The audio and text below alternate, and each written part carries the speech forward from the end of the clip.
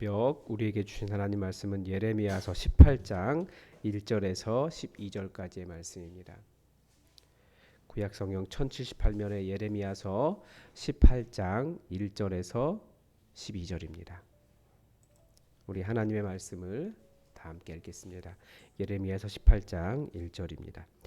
여호와께서 예레미야에게 임한 말씀에 이르시되 너는 일어나 토기장이의 집으로 내려가라. 내가 거기에서 내 말을 내게 들려주리라 하시기로 내가 토기장이의 집으로 내려가서 본즉 그가 농로로 일을 하는데 진흙으로 만든 그릇이 토기장이의 손에서 터짐에 그가 그것으로 자기 다른 그릇을 만들더라. 그때 여호와의 말씀이 내게 임하니라. 이르시되 여호와의 말씀이니라. 이스라엘 족속아, 이 토기장이가 하는 것 같이 내가 능히 너희에게 행하지 못하겠느냐? 이스라엘 족속아, 진흙이 토기장이의 손에 있음 같이 너희가 내 손에 있느니라. 내가 어느 민족이나 국가를 뽑거나 부수거나 멸하려 할 때에 만일 내가 말한 그 민족이 그의 악에서 돌이키면 내가 그에게 내리기로 생각하고 있던 재앙에 대하여 뜻을 돌이키겠고 내가 어느 민족이나 국가를 건설하거나 심으려 할 때에 만일 그들이 나 보기에 악한 것을 행하여 내 목소리를 청종하지 아니하면 내가 그에게 유익하게 하리라고 한 복에 대하여 뜻을 돌이키리라. 그러므로 이제 너는 유다 사람들과 예루살렘 주민들에게 말하여 이르기를 여호와의 말씀에 보라, 내가 너희에게 재앙을 내리며 계책을 세워 너희를 치려 하노니 너희는 각기 악한 길에서 돌이키며 너희의 길과 행위를 아름답게 하라 하셨다 하라. 그러나 그들이 말하기를 이는 헛되니 이는 우리의 계획대로 행하며 우리의 각기 악한 마음이 완악한 대로 행하리라 하느니라. 아멘. 요즘 시대가 참 이상한 것 같습니다. 자신의 권리를 주장하는 사람은 많은데 그 권리만큼이나 다른 사람의 권리를 인정하는 사람은 별로 없다라는 생각이 듭니다. 최근에 본 사진에는 자기가 주차를 잘못해서 옆자에 바짝 붙여놓고도 자기 내리기 힘들어서 그랬는지 옆차 본네트에다가 차 똑바로 세우라고 주차하라고 욕을 써놓은 사진이 있었습니다. 뭐 사진이라고 하는 것이 조작이 될 수도 있고 자기가 잘못해놓고 그렇게 해놓을 수도 있고 뭐 여러 가지가 있지만 그냥 그 사진만 봐서는 뭐 전혀 어떤 주차에 문제가 없어 보였습니다. 정말 자기 중심성이 최고가 아닌가 그런 생각이 듭니다. 그리고 간밤에 우리나라가 평안한지 이렇게 아침 새벽에 일어나서 잠깐 인터넷 기사에 이렇게 표제를 쭉 보는데 태풍 이야기는 별로 없더라고요. 벌써 정치 이야기가 도배가 되고 있었습니다. 이유는 잘 모르겠지만 근데 거기에 또 그런 내용도 있더라고요. 어떤 교육부 사무관이 자기 아들인가 자기 자녀는 왕의 DNA가 있다. 순간 깜짝 놀랐어요. 혹시 기독교인 아닐까? 왕의 DNA가 있으니까 선생님에게 왕자 대하듯이 해라. 그런 편지를 보냈다고. 그래서 직위해제를 시켰다고. 그런 기사를 보면서 정말 사람들은 자신의 권리, 자신의 높은 것은 굉장히 예민하구나. 그러면서 다른 사람이 가진 권리, 다른 사람을 배려하고 존중하고 인격에 대한 것은 정말 잘 모르는구나, 둔감하구나 그런 생각이 들었습니다. 그런데 아마 이런 자기 중심성이 가장 잘 반영된 삶의 방식과 관계가 이 여호와 하나님과 이스라엘 민족의 관계인 것 같습니다. 이스라엘은 자기 중심적으로 하나님을 섬겼습니다. 하나님께서 원하시는 것은 별로 관심이 없었고 자기들이 하고 있는 행위 여기에 관심이 있었습니다. 하나님께서 원하신 것은 정의였는데 이들은 정의에는 관심이 없었고 돈을 벌기 위해 정의는 얼마든지 눈 감고 다른 사람에 대해 폭력을 행사했습니다. 안식일에도 어제 본문에서 봤죠. 안식일도 하나님께서 원하신 뜻은 다른 사람을 살게 해주는 것인데 돈을 벌기 위해서 일하면서 또 하나님의 정의를 위해서 일하지는 않았습니다. 그러면서도 이기적으로 당신은 이스라엘의 하나님이시니 당연히 우리를 지켜주셔야 하는 것 아닙니까? 라고 따졌다라는 거죠. 다시 복음의 그 중심성을 말씀드리면 복음은 율법주의도 아니고 자기 중심적으로 방종하며 살아가는 것도 아닙니다. 하나님을 아버지로 모시고 아버지를 공경하며 아버지의 뜻을 따르는 절제되고 중심이 있는 삶이 복음입니다. 율법을 통해서 우리가 죄를 발견할 수 있습니다. 아, 그게 그렇게 살아가야 되는 것이구나 라고 하는 율법, 하나님의 뜻을 발견하지만 또 그것을 지켰기 때문에 하나님 사랑을 받았다라고 말하는 것도 교만이기도 하지만 또 내 마음대로 하고 싶은 자유를 자유대로 하는 것은 또 방종이고 또 그렇게 하면서 하나님은 내 뜻대로 해주셔야 됩니다라고 하나님의 뜻을 수정하려고 하는 그런 자유도 잘못했다라는 거예요. 그래서 우리는 율법을 통해서 하나님의 말씀을 통해서 우리의 죄를 발견하고 내 마음대로 하고 싶은 자유를 절제하며 이것이 하나님의 뜻이구나. 하나님의 백성은 이렇게 살아가는 것이구나. 그러면서 하나님 나라를 세워가는 삶이 바로 우리 그리스도인의 삶입니다. 사람들이 하나님을 무시한 이유는 여러 가지를 이야기할 수 있지만 가장 중심적인 것은 자기 마음대로 하려고 하는 마음입니다. 요즘 복음서를 한 구절씩 묵상하고 있는데 요한복음 첫 부분에 굉장히 안타까운 장면이 나오더라고요. 그들이 창조자이신 하나님, 생명의 빛이 당신의 소유된 자들에게 오셨는데 그들이 전혀 알지 못했다라는 거죠. 그런데 이스라엘도 계속 그래왔던 것 같아요. 하나님이 그들 가운데 계신데 하나님을 무시해왔어요. 우리 시대도 그렇고 그 시대도 그렇고 사람들은 여전히 하나님을 무시하며 살아갑니다. 그리고 자기가 하고 싶은 대로 하고 살려고 합니다. 그러면서 하나님이 잘못됐습니다. 우리는 선합니다. 우리가 옳습니다. 라고 계속 주장을 해요. 이 율법주의를 따르는 바리새인들이 그랬습니다. 그래서 그들은 예수님을 악하다고 하면서 예수님을 십자가에 못 박아 버렸습니다. 가장 종교적으로 선하다고 한 사람들이. 하나님의 하나님으로서의 권리를 무시하고 자기 중심적으로 자기들이 하고 있는 일들을 자랑하며 그렇게 살았던 겁니다. 이런 인간의 자기 중심성을 오늘 본문은 토기장이의 비유를 통해서 설명을 하십니다. 오늘은 하나님께서 예레미야를 토기장이의 집으로 보내셨습니다. 가서 보니까 토기장이가 농로에 그 화차죠. 여기에 진흙을 올려놓고 토기를 만들고 있었습니다. 그러다가 원하는 대로 되지 않으니까 안 왔는지 이렇게 만들다가 토기가 터져 버렸습니다. 그러니까 토기장이가 그 진흙을 가지고 다시 이렇게 막 해가지고 또 다른 그릇을 만들었습니다. 토기장이는 자기가 원하는 토기를 만들었던 거죠.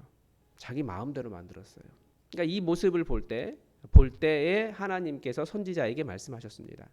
이스라엘과 하나님의 관계가 무엇인지 말씀하셨고 이 하나님의 뜻을 이스라엘 족속에게 말하라 라고 하셨습니다. 진흙이 토기장이의 손에 있음 같이 너희가 다 내 손에 있다. 내가 다른 나라를 무너뜨릴 때에도 만일 그 나라가 그들의 악에서 돌이키면 그 나라에 내리기로 했던 재앙을 돌이키지 않기도 한다. 나는 토기장이처럼 토기장이보다 더 큰 권리가 있다. 내가 어느 민족이나 어느 국가를 세우려고 할 때 지금 이건 굉장히 위대한 선언입니다. 왜냐하면 이스라엘의 하나님 여호와가 단지 이스라엘의 토착신이 아니라 전 세계 모든 민족을 다스린다라고 하는 선언이 지금 일어나고 있거든요. 내가 어느 민족이나 국가를 세우려고 할 때 그들이 악을 행하고 내 목소리를 청종하지 아니하면 그 잘 나가던 나라도 그 나라를 세우려고 하는 뜻을 돌이킨다. 나는 그럴 권리가 있다. 여호와 하나님은 이스라엘에게도 그럴 권리가 있으신 하나님이셨다라는 말을 하시는 겁니다. 토기장이처럼. 11절에 보면 내가 너희에게 재앙을 내리며 계책을 세워 너희를 치려 하노니 너희는 각기 악한 길에서 돌이켜 너희의 길과 행위를 아름답게 하라. 이게 하나님의 뜻이었습니다. 하나님은 얼마든지 계획이 계속해서 내가 절대 내 뜻을 돌이키지 않을 거야. 내가 이렇게 할 거야. 너희들 다 무너뜨릴 거야 라고 말씀하시지만 하나님은 얼마든지 토기장이가 만들다가 안 되면 다시 만드는 것처럼 다른 그릇 만드는 것처럼 얼마든지 그렇게 할 수 있다라는 거예요. 하나님께서 계획해서 재앙을 내리시겠다고 말씀하신 이유는 재앙을 내리시기 위해서가 아니라는 거죠. 재앙을 내리려는 하나님의 뜻을 돌이키시려고 계속해서 이스라엘에게 제발 좀 돌아와라. 그 악한 길을 돌아와라. 라고 말씀하십니다. 하나님은 얼마든지 당신의 뜻대로 이스라엘 자손이 악한 길을 걷기 때문에 다른 나라처럼 얼마든지 멸망시킬 수 있는 분이심에도 불구하고 이스라엘 자손을 살리시려는 하나님의 뜻을 보여주셨습니다.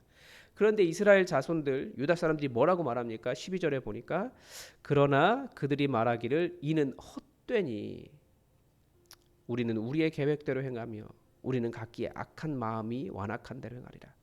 하나님의 뜻은 별로 중요하지 않고 하나님의 뜻은 헛되고 하나님께서 재앙을 내리시겠다라고 하는 것은 헛되다. 바람이다. 그거 안 이루어진다. 예레미야가 굉장히 무섭게 말하지만 그거 바람 불면 사라지듯이 바람이다. 걱정하지 마라. 우리 계획대로 하면 일이 잘못되거나 나라가 망하는 일도 없을 것이니 우리 뜻대로 하자라고 말하는 겁니다. 이스라엘은 자신들이 하나님의 손에 있는 진흙이어도 내 마음이 원하는 대로 하겠다. 완악하고 완고한 마음을 표현한 것입니다. 인간의 교만이 이렇습니다. 자기가 옳다고 생각하면 하나님마저도 무시합니다. 하나님의 말씀이 틀렸다라고 말합니다. 이 시대가 그래요. 한 몇십 년 전까지만 해도 권위가 이렇게 인정이 되는 시대였습니다. 그래서 권위적으로 이야기하면 사람들이 받아들였어요. 복음을 전할 때도 길에서 예수 천당 부친 지옥을 이야기해도 사람들이 그 말을 듣고 돌아왔습니다. 교회 안에서도 권위가 있었습니다. 장로님들 굉장히 권위 있는 분들이셨습니다. 그런데 이 시대는 사실은 그렇지 않습니다. 이제는 권위가 무시가 되었습니다. 그래서 자기들이 더 중요해요. 근데 이게 어떻게 변화되고 있냐면 그전에는 말씀이 중요했기 때문에 말씀이 이렇다라고 이야기하면 사람들이 받아들였어요. 그런데 말씀이 이렇다라고 이야기해도 이 시대는 자기가 생각하기에 보면 그거 틀렸는데요 라고 하면서 말씀을 수정하려고 해요. 그게 이 시대입니다. 대표적인 오류가 하나님은 사랑이시다. 사람들이 성경을 아주 일부만 아는 거죠. 아주 일부, 그 중에서도 아주 일부만 아는 거예요. 하나님의 사랑이라고 하는 것은 이 정의가 이루어지는 그런 현장입니다. 하나님의 아픈 마음이 들어있고 자기 희생이 담기고 순종이 담긴 하나님이신 예수님이 당신의 보좌를 버리시고 이 땅에 내려오셔서 인간을 위해 죽으신 엄청나게 위대한 희생과 하나님의 뜻에 대한 이해와 하나님이 어떤 분이신지 아는 그 하나님의 그 존엄, 하나님의 진노에 대한 그 반응으로서의 사랑인데 이 시대는 하나님은 사랑이시다라고 말하면서 자기들이 원하는 사랑 이것으로 이제는 하나님의 심판은 폭력적이다 이런 이야기를 합니다. 그래서 그런 하나님은 하나님 아니시다라고까지 말합니다. 이런 생각이 대표적이에요. 예를 들면 퀴어 축제 하면서도 그러니까 동성애 축제 하면서도 피켓 들고 그 사람들이 항상 부르는 찬양이 있어요. 날 사랑하심 날 사랑하심 성경에 써있네. 사랑하시는 건 맞아요. 그렇지만 그런 식으로 하는 거 아니에요. 하나님께서 말씀하신 사랑은 그거 아니에요. 하나님께서 아니라고 하면 죄송합니다 하고 돌아올 줄 알아야 되는 거죠. 어디 자기들이 생각하는 그 짧은 사랑이라는 생각으로 하나님의 사랑을 수정하려고 합니까? 우리 사고가 어떻습니까? 이 시대가 이제 간음이라고 하는 것도 없죠. 성경에서 이제 그 간음하지 말라라고 말하면 이제 어떤 사람들이 목사님이 강단에서 간음하지 말라라고 말하면 나중에 누가 고소할지도 모르겠어요. 이제 그런 시대예요. 분명히 성경은 결혼 내에서 불편하지만 들으셔야 됩니다. 이 세상이 들어야 돼요. 불편하지만 결혼 내에서 결혼 내에 있지 않은 성관계는 죄입니다. 명확하게 이야기하고 있어요. 그런데도 이 시대의 젊은이들은 다들 뭐 관계 없어요. 신경도 쓰지 않아요. 그런 게 하나님 무시하는 겁니다. 성경은 사실 인간의 마음을 굉장히 불편하게 합니다. 왜냐하면 인간에게 죄가 있기 때문에 하나님을 떠나가기 때문에 자기중심적이기 때문에 사실 성경의 메시지는 굉장히 불편한 거예요. 그 불편함 때문에 하나님께 돌아오는 거예요. 그런데 이제 불편한 메시지 하면 안 돼요. 사람들이 거부하고 목사 쫓겨납니다. 횡령과 여자 문제를 일으키고도 예배를 잘 인도합니다. 우리가 예수님께 받은 계명은 형제를 사랑하라인데 어떻게든 나의 사랑 없음을 여러 가지 이유로 정당화하려고 해요. 그 사람이 잘못했다고, 나랑 안 맞는다고, 뭐 그런 것들 있잖아요. 이 시대의 기준과 나의 법으로 하나님의 뜻마저 뒤집으려고 하는, 하나님께서 말씀하실 때 그것이 불편하면 죄송합니다라고 얘기하는데 하나님 틀렸다라고, 아니 메신저가 틀렸다고 이렇게 말하는 시대라는 거예요. 성경이 가르쳐 주는 대로 율법이 그것이 죄다라고 가르쳐 주기 전까지 우리는 죄가 무엇인지 모릅니다. 따라서 성경이 하나님께서 그거 잘못된 거야라고 가르쳐 주면 이것이 잘못된 것이구나 반성하고 하나님께로 돌이킬 수 알아야 됩니다. 근데 이것도 결국 그 마음의 돌이킴이 없으면 행동 몇 가지 돌렸다고 그게 돌아온 것이 아니라는 거죠. 다시 토기장이의 비유로 돌아오면 우리는 하나님의 손 안에서 하나님의 뜻대로 지으심을 받은 존재입니다. 우리는 하나님께서 우리를 빚어가실 때 아프다고 힘들다고 괴롭다고 말하지만 토기장이는 그 토기를 주무르기도 하고 모양이 틀어지면 치대기도 하고 때로는 거기에 그림도 그리십니다. 그런데 결국 하나님의 손 안에 있을 때 아파도 작품이 되는 거예요. 상처도 예술이 됩니다. 오히려 하나님을 거부하고 내 뜻대로 하겠다는 것, 하나님께 나를 맡기지 못하는 것이 내가 그럴 자유가 있다라고 하는 나의 권리 주장처럼 보이지만, 자유처럼 보이지만 결국은 생명을 잃게 되는 겁니다. 요한복음에서 예수님을 표현할 때 모든 사람의, 모든 인간의 생명의 빛이다 이렇게 가르쳐 주셨습니다. 사는 길이 우리 하나님께 있음을 분명하게 믿고 예수 그리스도 안에서, 하나님의 손 안에서 살아가시기 바랍니다. 오늘도 하나님의 뜻이 우리에게 이루어지기를 주기도문으로 기도하겠습니다. 하늘에 계신 우리 아버지, 아버지의 이름을 거룩하게 하시며 아버지의 나라가 오게 하시며 아버지의 뜻이 하늘에서와 같이 땅에서도 이루어지게 하소서. 오늘 우리에게 일용할 양식을 주시고 우리가 우리에게 잘못한 사람을 용서하여 준 것 같이 우리 죄를 용서하여 주시고 우리를 시험에 빠지지 않게 하시고 악에서 구하소서. 나라와 권능과 영광이 영원히 아버지의 것입니다. 아멘. 여러분, 이 태풍이 바람이 우리는 이제 보는 것 같아요. 계속해서 어떤 피해가 일어나지 않도록 여러분 기도해 주시고 또다시 태풍이 올라온다고 합니다. 이날 안전하도록 여러분 기도해 주십시오. 또 우리 사랑하는 성도들 삶에 어려움 없도록 여러분 기도해 주십시오. 주보를 가지고 계시면 주보에서 이름 보면서 한 분 한 분 이름 불러가면서 우리 사랑하는 성도들을 위해서, 교우들을 위해서 같이 기도해 주십시오. 그리고 주일 예배를 위해서 기도해 주십시오. 하나님의 말씀이 바르게 선포되고 은혜에 가득한 성령 충만한 예배 되도록 여러분 기도해 주시기 바랍니다. 다 함께 기도하겠습니다.